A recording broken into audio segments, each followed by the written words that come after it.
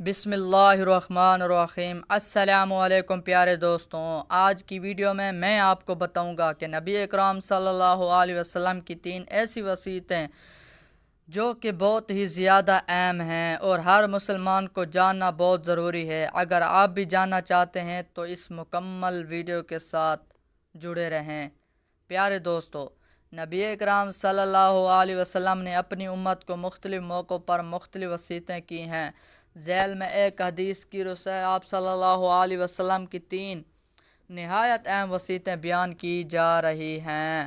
حضرت ابودر رضی اللہ عنہ سے روایت ہے کہ میرے خلیل و محبوب صلی اللہ علیہ وسلم نے مجھے وصیت فرمائی کہ اے ابودر، کبھی شرک نہ کرنا، خواہ تمہارا جسم ٹکڑے ٹکڑے کر دیا جائے یا آگ میں جلا ڈالا جائے، شرک بدترین گناہ ہے۔ یہ خالق کائنات کی ٹھاٹھی کو چیلنج ہے، یہ وعدہ گناہ ہے جس کے مرتکب قیامت کے دن نجات نہیں۔ قرآن مجید میں اس کو کہیں جگہ پر ناقابل بخشش گناہ قرار دیا گیا ہے۔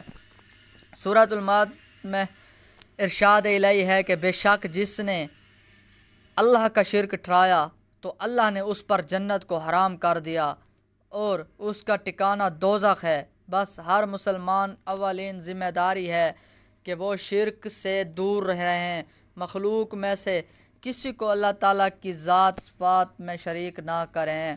دوسری نصیحت رسول صلی اللہ علیہ وسلم نے آپ رضی اللہ عنہ کو یہ فرمائی کہ فرض نماز عمدہ کبھی نہ چھوڑنا، کیونکہ جس نے نماز فرض چھوڑی وہ اللہ تعالیٰ کی ذمہ داری سے نکل گیا۔ نماز ایمان کی نشانی اور علامت ہے، گویا مسلمان نماز کی ادائیگی سے بچانا جاتا ہے۔ ترمذی شریف میں ہے کہ صحابہ رسول صلی اللہ علیہ وسلم نماز کے سوا کسی عمل کی ترک کرنے کو کفر نہیں سمجھتے تھے۔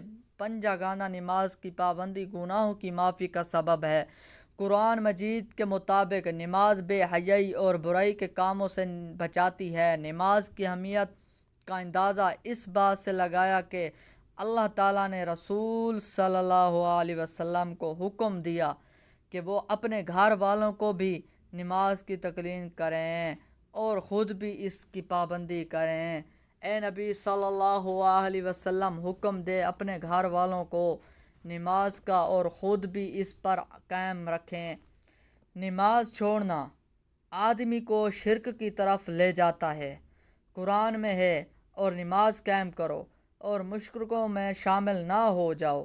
سورۃ المدثر میں ہے کہ جنت والے دوزخیوں سے پوچھیں گے کہ کون سی چیز تمہیں دوزخ میں لے گئی ہے؟ وہ جواب میں پہلا سبب یہ بیان کریں گے کہ ہم نماز پڑھنے والوں میں سے نہیں تھے۔ نماز کو رسول صلی اللہ علیہ وسلم نے اپنی آنکھوں کی ٹھنڈک قرار دیا ہے۔ ارشاد نبی صلی اللہ علیہ وسلم، میری آنکھوں کی ٹھنڈک نماز میں رکھی گئی ہے۔ گویا نماز رسول صلی اللہ علیہ وسلم کا پسندیدہ عمل ہے، چنانچہ ہر سچا امتی بھی نماز کو محبوب رکھے گا اور اس کی پابندی کرے گا۔ آپ صلی اللہ علیہ وسلم خود ساری زندگی نماز کی پابندی کی ہے۔ حضرت برید رضی اللہ عنہ سے روایت ہے کہ رسول صلی اللہ علیہ وسلم نے فرمایا، ہمارے اور ان منافقوں کے درمیان جو عہد ہے وہ نماز ہے، بس جس نے نماز کو چھوڑ دیا، اس کا انکار کیا، وہ کفر میں چلا گیا۔ الغرض نماز کو چھوڑنے سے انسان اپنے خالق کا باغی اور نافرمان قرار پاتا ہے۔ یہی وجہ ہے کہ رسول صلی اللہ علیہ وسلم نے حضرت ابودر رضی اللہ عنہ سے نماز کی تاکید کی اور فرمایا کہ نماز پڑھنے سے انسان اللہ کی ذمہ داری سے نکل جاتا ہے، تو جس شخص کو اللہ تعالیٰ کے ہاں پناہ نہ ملے اس کو اور کون سا سہارا مل سکتا ہے۔ تیسری نصیحت جو رسول صلی اللہ علیہ وسلم نے حضرت ابودر رضی اللہ عنہ کو فرمائی وہ یہ ہے کہ کبھی شراب نہ پینا، کیونکہ یہ تمام برائیوں کی جڑ ہے۔ شراب کو ام الخبائث بھی کہا گیا ہے۔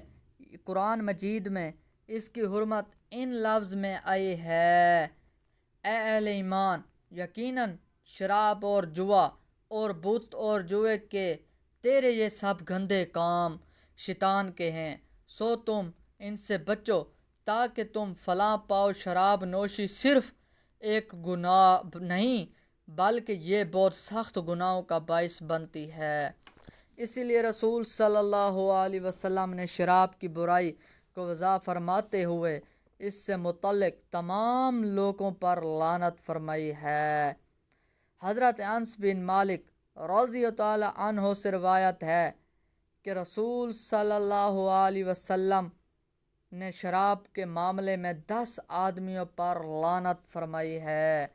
نمبر 1، شراب کشید کرنے والا، 2، شراب کشید کروانے والا، 3، شراب پینے والا، 4، شراب اٹھانے والا، 5، شراب اٹھوانے والا، 6، شراب پلوانے والا، 7، شراب بیچنے والا، 8، شراب کی قیمت کھانے والا، 9، شراب خریدنے والا، 10، جس کے لیے شراب خریدی گئی ہو۔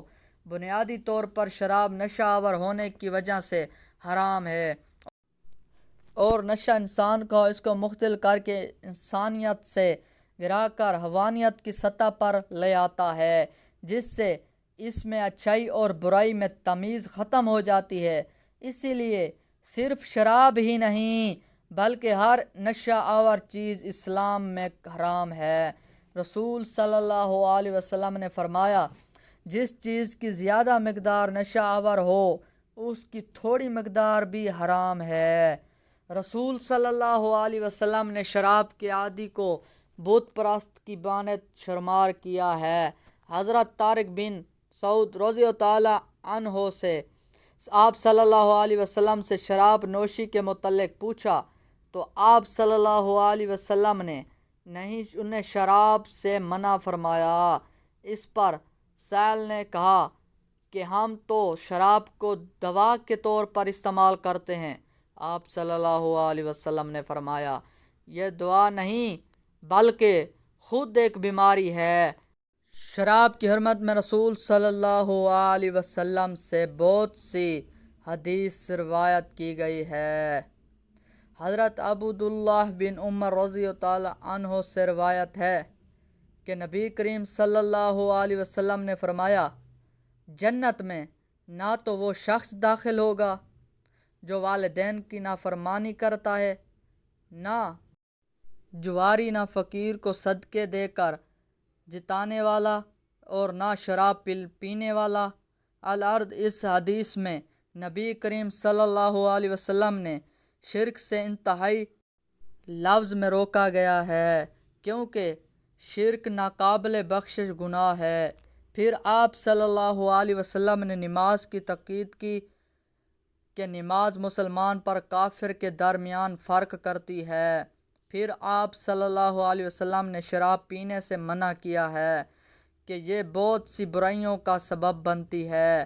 اللہ تعالیٰ کی ذات ہر مسلمان کو نصیحتوں پر عمل کرنے کی توفیق عطا فرمائے۔ ویڈیو پسند آئی ہو اسے لائک اور شیئر بھی کیجیے، کامنٹ سیکشن میں ضرور اپنی رائے کا اظہار بھی فرمائیے، اور چینل کو سبسکرائب کرنا بھی مت بھولیے گا، کیونکہ ہماری ہر آنے والی اچھی اور اسلامک ویڈیو کے نوٹیفیکیشن آپ تک پہنچتا رہے۔